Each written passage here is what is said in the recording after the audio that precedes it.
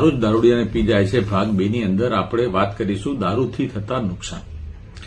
જે વ્યક્તિને દારૂનું વ્યસન થઈ જાય એને ચોક્કસ સમયે એને દારૂ જોઈએ, દારૂ વગર ચાલે નહીં. એમ કરતા કરતા મેં અગાઉ વાત કરી એ પ્રમાણે કે એને પોતાના આનંદ માટે, નિજાનંદ માટે જે દારૂની માત્રા જે ઓછી હોય અને એમાં એને જેટલો આનંદ આવતો હોય એટલો આનંદ લેવા માટે એને ધીરે ધીરે દારૂની માત્રા વધારતી રહેવી પડે.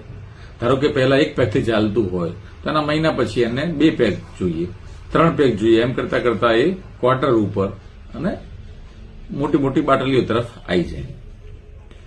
પછી એને ખુશી હોય, ગમે, દારૂ વગર ચાલે નહીં.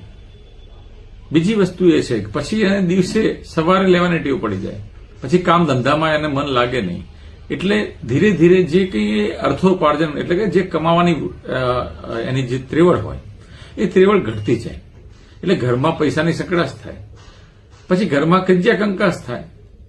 ઘરની પત્નીને મારે, બાળકોને મારે, ઝઘડા કરે, મારઝૂડ કરે, દારૂ પીનાઈને જે તે બકવાસ કરે, કારણ કે મગજ બરાબર કામ ન કરે, ગાળો બોલે, ઝઘડા થાય, આજુબાજુના આડોશ પાડોશ પણ હેરાન થાય.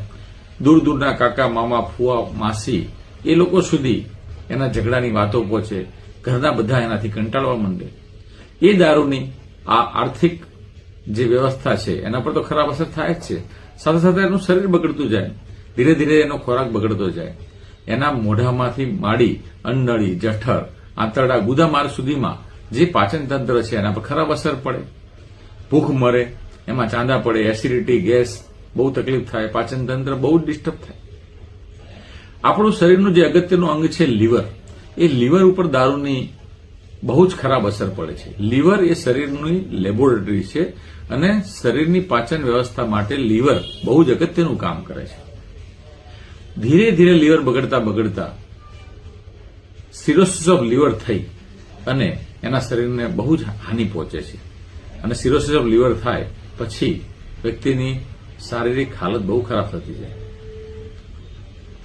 એટલે તમારું લીવર બચાવવા માટે પણ તમારે ક્યારેય કોઈ પણ પ્રકારનો દારૂનું સેવન કરવું જોઈએ નહીં. દારૂની વિઘાતક અસરો છે અને એ વિઘાતક અસરો વિસ્તૃતમાં હું તમને કઈ રીતે દારૂ પીવાથી મગજ ઉપર જે કહેવાય કે કોષ સુધી કેટલી અસર થાય છે એ પ્રકારની આપણે વાતો કરીશું અને તમને સમજાવીશું કે દારૂ તમારા શરીરમાં જઈ અને કઈ રીતની અસરો કરે છે અને કઈ રીતે તમને વિનાશ તરફ દોરી જાય છે. જય હિન્દ, જય ભારત.